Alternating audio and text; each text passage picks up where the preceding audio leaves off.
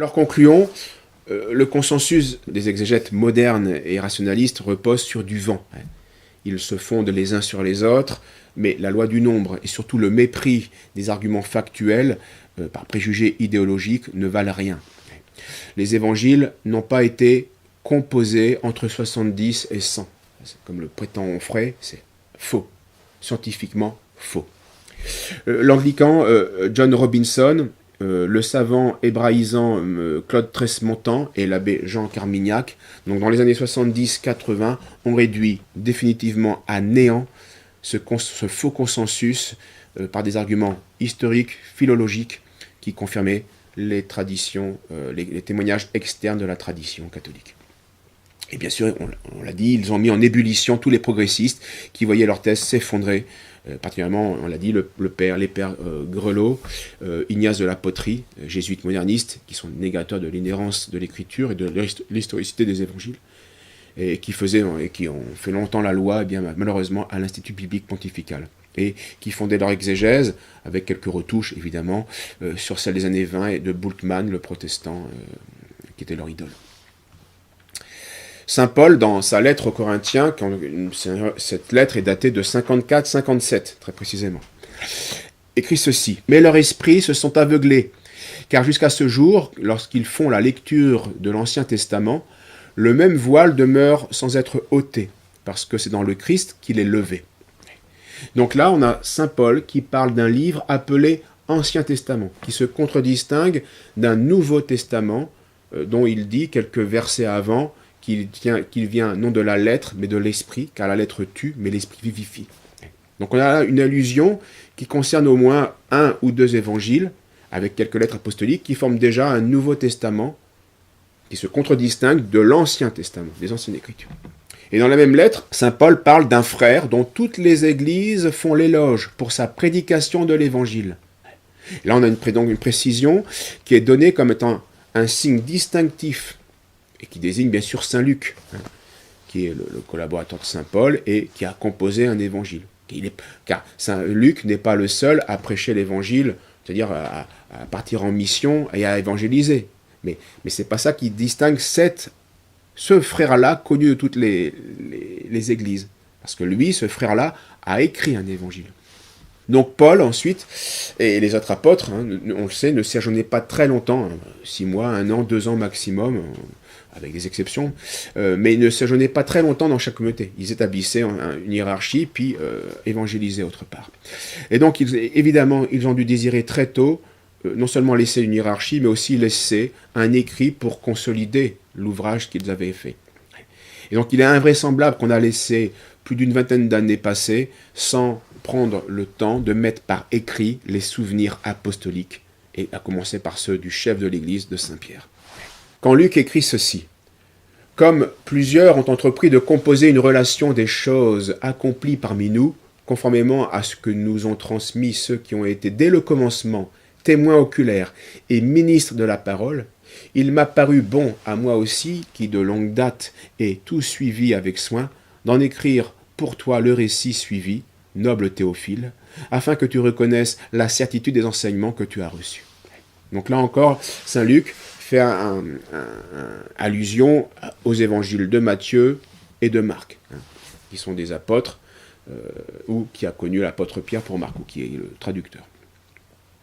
Auquel donc saint Luc va ajouter des témoignages obtenus de sources personnelles, en se fondant lui aussi sur un recueil de témoins oculaires qu'il fera traduire en grec. Car si Luc est le seul évangéliste à ne pas être juif mais grec, étrangement, ou plutôt logiquement, son évangile possède des passages qui sont encore plus hébraïsants que Marc et que Matthieu. Ce qui manifeste que le traducteur grec, qui était Luc, a voulu être très servile, très littéral dans sa traduction, bien plus que Marc et Matthieu, qui eux, avaient suffisamment connaissance des deux langues pour agir autrement. Il est ensuite indéniable que les évangélistes se sont servis d'une source commune, en tout cas les trois synoptiques. Une source commune qui date des faits mêmes qui sont décrits. Une sorte d'évangile primitif, sous une double forme, un bref souvenir des faits, particulièrement des faits vus par les yeux de Pierre, et puis un recueil de discours dont Matthieu et Luc se servent. Et il est fort probable que celui qui a tenu la plume en prenant des notes des événements comme jour après jour qu'il voyait accomplis par le Christ, eh bien, ce premier écrivain est saint Matthieu. Il était apôtre, donc il suivait partout Jésus-Christ. Il était lettré, scribe. Ses fonctions de percepteur, avant sa vocation, le prédestinaient à cet office. Et lui-même raconte qu'il a il a changé de plume, entre guillemets. Seul cet évangile primitif explique les parallèles entre les synoptiques. Cet évangile primitif, n'ayant pas été traduit en grec, eh bien, a fait naufrage avec toute la littérature primitive hébrao-chrétienne. Donc on peut résumer la réalité comme suit. Matthieu, le premier, écrit un évangile en hébreu, en Palestine, pour les Hébreux, pour les croyants qui venaient du judaïsme, comme il l'a composé en langue hébraïque, dira Origène. Et ceci avant l'annonce faite aux païens incirconcis, donc très tôt, dans un contexte archaïque, purement sémitique, où rien ne trahit une tradition tardive. Donc on est en gros vers l'an 42, enfin on est moins d'une dizaine AV. Pourquoi l'an 42, avant 42? Parce que là c'est la persécution de Hérode Agrippa Ier, qui va avoir la fuite de tous les apôtres de Jérusalem et de la Palestine. Donc après le martyre de Saint Jacques, apôtre, et après que Pierre ait été libéré miraculeusement, qui lui devait aussi être condamné. Donc on est à 42, on est à moins de 10 ans après la mort de Jésus-Christ. Il y a l'évangile de Matthieu qui se répand dans le monde juif. Cet évangile fut ensuite traduit en grec, et assez tôt, entre 40 et 50, parce que pourquoi on pense cela? À cause des épîtres de Saint Paul aux Thessaloniciens, qui, on le voit, on peut le deviner, sont dépendantes de l'évangile de Matthieu, dans le grec. Et ces épîtres de Saint Paul datent de 50-51. Ensuite, Marc a écrit son évangile soit entre 42-44, lorsque Pierre va fonder Rome, soit du deuxième voyage de Pierre à Rome, entre 53 et 58. On a Papias qui parle bien de Marc comme étant le traducteur de Pierre, ce qui sous-entend que Pierre a rédigé un évangile en langue sémite, lui aussi, et c'est celui que Marc ensuite va traduire en grec, en y rajoutant des renseignements approuvés par Pierre, et qui sont aussi des ajouts dus à la prédication de Pierre depuis ce temps-là. Ce que confirme saint Irénée. On a une lettre de Saint Clément d'Alexandrie qui va indiquer le but de l'évangile de Marc, raconter les principaux actes du Seigneur sans les symboles, sans les discours, le minimum, vraiment pour instruire les catéchumènes. Donc c'est un but pratique. Donc voilà pourquoi c'est l'évangile le plus court. Et aussi, on voit bien l'origine de Pierre, on a des témoignages, des détails très précis sur les reniements de Saint-Pierre, c'est uniquement dans cet évangile-là. Des détails humiliants pour le chef de l'Église, mais qui manifestent l'amour de la vérité, de l'apôtre, et puis sa confession envers il ne peut pas oublier la miséricorde de Dieu envers lui, qui avait renié le Seigneur. On a vraiment plein de détails qui manifestent des témoignages oculaires. Marc possède vraiment des détails impressionnants, étonnants. Par exemple, il est le seul à oser donner ces détails-là. Et Jésus leur disait, le sabbat a été fait pour l'homme et non l'homme pour le sabbat. Et ce qui est choquant pour les Juifs de l'époque, même encore maintenant. Ou autre détail, après avoir promené son regard sur eux avec colère, contristé de l'endurcissement de leur cœur, il dit à l'homme étant à marier. Donc, on voit bien que c'est des gens qui ont été impressionnés par la scène et qui l'ont noté très vite, d'où cet évangile primitif. Autre détail, il dit à ses disciples de lui tenir une barque toute prête à cause de la foule pour qu'on ne le pressât pas, etc. Les surnoms aussi qu'on donne aux évangélistes, qui sont intéressants. Jacques, fils de Zébédée, Jean, frère de Jacques, auquel il imposa, donc Jésus donna un surnom à ces deux fils de tonnerre. Les siens, autre détail, les siens l'ayant appris, partirent se saisir de lui, car il disait, il est hors de sens. Et aussi, les gens ont dit de Jésus qu'il était fou. Ça, c'est un détail que saint Marc n'a pas peur de noter, de rapporter, saint Pierre. Et on voit bien, ce sont des détails qui ont été pris quasiment le jour même, au moment des faits, rapportés ensuite ou le soir. Ensuite, l'évangile de saint Luc. Donc, pour l'évangile de saint Luc, le récit des actes des apôtres qui s'arrête au moment où Paul attend à Rome l'issue de son procès. Donc, on est en 63 après Jésus-Christ. Et pourquoi ça s'arrête là? Pourquoi? Eh bien, parce qu'il ne voulait pas attendre l'issue d'un procès dont on ne savait pas quand il allait s'achever. Donc il ne voulait pas remettre à plus tard la diffusion des actes des apôtres.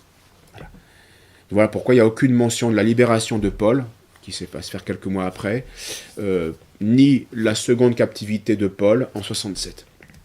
Donc, il est vraisemblable que ce livre fut écrit peu de temps après cette époque et avant la mort de Pierre et Paul en 64. Or, le troisième évangile est antérieur aux actes des apôtres, qui datent de 63. Donc l'évangile date au plus tard de 61-63. Et l'évangile le déclare lui-même. J'ai fait mon premier livre, Théophile, au sujet de tout ce que Jésus a fait et enseigné. Et donc cet évangile date au plus tard de 61-63, mais plutôt de 58-60. Et quant à l'évangile de Jean, c'est le dernier évangile, le quatrième, lui aussi a un grec arabisant, lui aussi est témoin oculaire, il a une parfaite connaissance des fêtes juives, des mœurs juives d'avant 70. On pense plutôt vers 65 pour l'évangile. De nombreux arguments militent bien pour un évangile, bien sûr, d'abord avant la destruction de Jérusalem, vu l'importance théologique, historique d'un tel événement, c'est inconcevable que Saint Jean n'en parle pas s'il avait écrit après. Il aurait dû faire des remarques. Saint Jean parle dans son évangile d'un miracle qui a été opéré par le Christ à Jérusalem, dans une piscine, qui s'appelle en hébreu Betzata, et qui avait, dit Saint Jean, 5 portiques. Le nom de la piscine, le nombre des portiques, donc le nom de la piscine c'est l'envoyé, donc le Messie, le nombre 5, nombre de chiffres humains, le mode opératoire complètement symbolique, donc tout est symbolique, le nom, les portes, le mode opératoire. Donc on a longtemps dit, voilà une preuve que cet événement est inventé parce que tout est symbolique et donc il n'y a aucun fondement. On a retrouvé quantité de piscines à Jérusalem et on n'a jamais retrouvé une piscine à 5 portiques. 4, mais jamais 5. Bien. Manque de chance, dans les années 50-60, on a retrouvé la piscine de 5 portiques. Donc preuve que ce récit venait bien d'un contemporain qui a connu Jérusalem avant la destruction du temple. Donc l'étude littéraire de nos évangiles nous révèle bien qu'en chacun des évangiles, une unité de langue, de style, qui font de nos évangélistes plus que des rédacteurs, mais vraiment des auteurs, même s'ils sont mus par l'Esprit Saint, guidés. Ils ne pouvaient pas tout dire, ils n'ont pas voulu d'ailleurs tout dire, il fallait faire choisir, et choisir ce qui était plus important selon leur point de vue, car il y avait différents points de vue possibles. Les 4 évangélistes ont chacun une finalité spécifique, subjective, qui diffère les uns des autres. Ils livrent bien le même évangile, le même fait, le Christ parmi nous, mais sous 4 angles différents parfois. Matthieu va insister, met en relief Jésus comme accomplissant les Écritures. Il cite 70 fois l'Ancien Testament pour le montrer. Donc c'est le seul évangile aussi qui précise dans la liste des apôtres que Matthieu était un publicain, donc il travaillait pour les Romains, ce qui était un pécheur public. Donc c'est humiliant pour Matthieu, mais Matthieu le dit. C'est péjoratif, mais de toute façon c'est passé, et puis c'est la vérité. Mais c'est Matthieu qui le dit. Les autres apôtres cachent cela de Matthieu. Marc, lui, insiste et met en relief le rôle principal de Pierre, chef de l'Église. Il le cite seul alors que les autres apôtres, les autres évangélistes, le citent Pierre et les apôtres à un moment dans la scène. Mais Saint Marc simplifie et se concentre sur Pierre. Et puis on l'a vu, il insiste, Saint Pierre insiste sur ses propres fautes, et là encore par humilité.